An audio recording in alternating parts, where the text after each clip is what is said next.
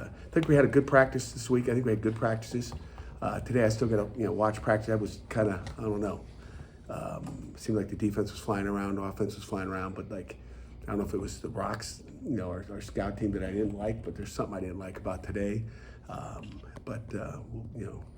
We will evaluate that today and see. But I thought we had really 3 good days. Our guys are fired up. We had, I had a leadership meeting in here with our guys, and I think we're in a really good place going into this game. And I think Boston College is a good football team. It's like I told our guys, like this, you can look at their record and say they're 1-2. People can look at our record and say 2-2. But that could be a 4-0 team, and so could we. And that's what we're going into a battle. I think they're really good. I really do. I mean, they got a run game. They got, their quarterback Longering is a really good football player. I got a ton of respect for him. I think he's really good. He makes good decisions. He's decisive with the ball, gets the ball out, doesn't take a lot of sacks. Obviously, he's made mistakes, but what quarterback hasn't? It's not an easy game to play. It's the hardest position on the field. But I've been impressed with the way he plays quarterback. I think he's going to be a special player in this ACC conference. What have you? Questions? I'm sorry. No, you're good. No, I'm done. What have you seen from Eli just over these last couple of days of practice? You know what? He's had a good week of practice. I've been impressed. Just the way he's bounced back. From last Saturday, I feel good. I mean, just a little bit more. Stepping. I think sometimes when you get pulled, that maybe things change a little bit, and maybe it was a good thing. Is Eli starting on Saturday? Yes, sir. How long is the leash for Eli on Saturday? There's leash. There's a regular old leash. And again, I've got it's a pretty long leash. You have to play it. But here's the one thing. Quarterbacks are going to get all the criticism. When you lose, and they're going to get all the praise when you win. I mean, and we know both of them are too much of each. There's multiple reasons. Okay, on offense, defense, special teams. Okay, and elsewhere. Okay, if you guys can figure that one out, the elsewhere.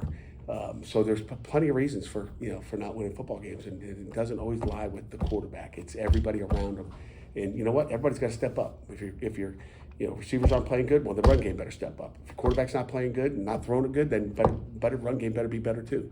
All those different factors. It's coaches, it's players, it's everybody. We all take responsibility. We all point the thumb at ourselves, and that's my job to get it right. So I'm looking forward to that noon at Saturday, playing a really good football team and playing 4 quarters of football and finishing that game. Pat, did you see that's been the emphasis all week. Did you see the other 2 step up their game, the other 2 quarterbacks? Yeah, I mean, they just get limited reps, right? I mean, but they, we got a lot of faith in Cole. We got a lot of faith in Mason. I've said that since August 1st, whatever that date was, July 30th that we came to camp. So we got a lot of faith in both those guys, and we've seen all 3 of them play this year. I think it was after Central Michigan, but Cade told us, talking about Eli and some of the early interceptions that he threw, that Eli would come off the field and just immediately seem to grasp what he did wrong on those interceptions. He's done that all year. He's been great on the iPads. I mean, the iPads are great. Do you feel the same just a couple weeks later, just after the interceptions have just been more recurring, that he is grasping kind of what went wrong and what not to do? Eli is really smart, but it's one thing to see. I mean, everybody can see it on the iPad. Like I always say in here, we can sit here and run it back and forth and rewind. You see that? You see that? You see that? Yeah, I see it. But things happen faster on the field. You know what I'm saying? So he knows, and everybody knows, but can you fix it, right? And that's why you get to play these games. That's why we get another opportunity on Saturday. What have you seen from Kenny Johnson this season? I've been impressed with Kenny. I mean, besides a couple of digs that I wish he'd catch and scoop up those balls, you like the balls to be up here instead of down there, make it easier on him. But Kenny's had a good year so far. We got to give him get him more touches. There's been times when he's open and we don't get him the ball for whatever reason. I've been impressed with Kenny. I've been impressed with our entire receiver crew, really. When you look at Kenny, Poppy, and Blue, obviously, Blue's had some fabulous catches. And Deuce. I mean, Deuce Spann has been really good too. So those are the 4 guys that need to get the ball.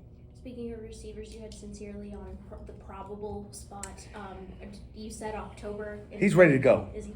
He's ready to go. He's on scout team every day. We got him on scout team right now. He will be available for 4 games. We'll probably redshirt him. But if crap hit the fan on Saturday, CJ would probably be able to go in there and know exactly what he's doing. He's in every receiver meeting. He's just, he wants to be fully healthy. That's just his mindset, which I can I can get.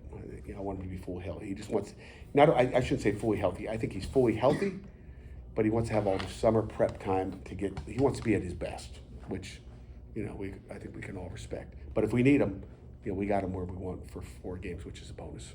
We saw a little bit more rotation at defensive end because a couple of guys went down. Maverick playing, Nate Temple playing. What did you make out of their snaps, and then do you expect them to play some more this weekend? Well, we'll see. We'll see where it is. But Temple's really, I think he's gotten healthier the last few weeks.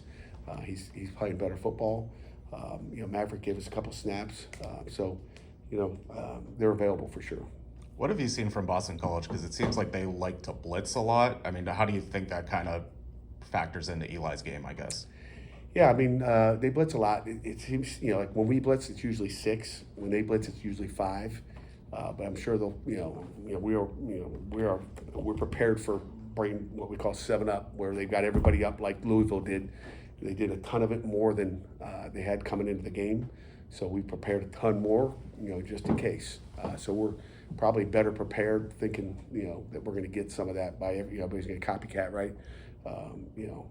Tim Lewis is a smart guy, obviously, because he's a Pitt grad, right? We know that. And so he's smart, and he'll probably try to copycat some of the things that Louisville did. So we're prepared when that does come. So you see a bunch of guys lined up on the line of scrimmage.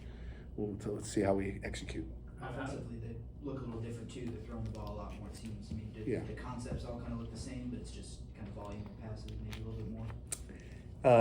Say it again, Stephen. Is it like, are their passing concepts familiar stuff, or have they done different things to make this passing offense go? You know what? They are simple but complex. Okay, I just think they do a really good job in the passing game. Obviously, they're 4th in the country in passing offense. Longer, he's the one that makes it go. But I think they keep it simple with what he does. They got these probably 5 favorite concepts that they love. Okay, but when they line up, you're not going to see it. They're going to motion to it. They're going to shift the back and motion. They're going to do a little bit of both to kind of get you tricked. They try to trick your eyes. Our guys got to be really good. Their safety's got to be really good with what we see this week. The safeties will be the players of the game based on what we're seeing and what we're doing. If we can handle this pass offense, and again, no one's shut them down yet in the passing. They're averaging 300 yards a game passing. So, if we can hold them at 250, I'll be fired up. Now, what are they doing to get Bond so many catches? They keep it simple, and I mean he's not a deep ball guy. Harris is probably their deep ball guy, but he's capable of going deep as well. But different concepts. They love him on a mesh concept that he's they try to give him the ball in the boundary hash a lot. I mean, there's just different concepts that they got, and again, they dress it up. Whether it's 12 personnel, 11 personnel, they dress it up. They do I think a great job. Since you mentioned the safeties, is Kavir a guy who maybe earned some more snaps for this play? Absolutely. He played really well last week. I was impressed with number one, the way he tackled, right? But he did a nice job. It seemed like Cal kind of did not blitz BC as much, and it kind of did slow them down a little bit. Did you see a little bit of that as well? You're saying because they didn't blitz him, you're saying? They didn't blitz him as much, and he threw 2 interceptions last week. I mean, is that something you kind of saw on tape as well? Maybe. I don't know. You said after last week's I wanted to see what your real question was. you said last week that Desmond Reed was close to playing. Do you anticipate him playing on Saturday? We'll find out tonight, Thursday night. Find out where he is. It's a big 8 o'clock reveal. Pat, you talked on your radio show last night a bit about 3rd down. I'm curious, just what have You listen to the radio show? not too deeply. I have other stuff going What were on. you doing? What were you doing while you were listening to the radio show? I have other things going on. I may have heard through the grapevine. Just what has been maybe your diagnosis or diagnoses of just some of the struggles on 3rd down of late? I hope we're out of that 3rd down struggle because we need to move the sticks and execute on 3rd down. It's the most important play in football.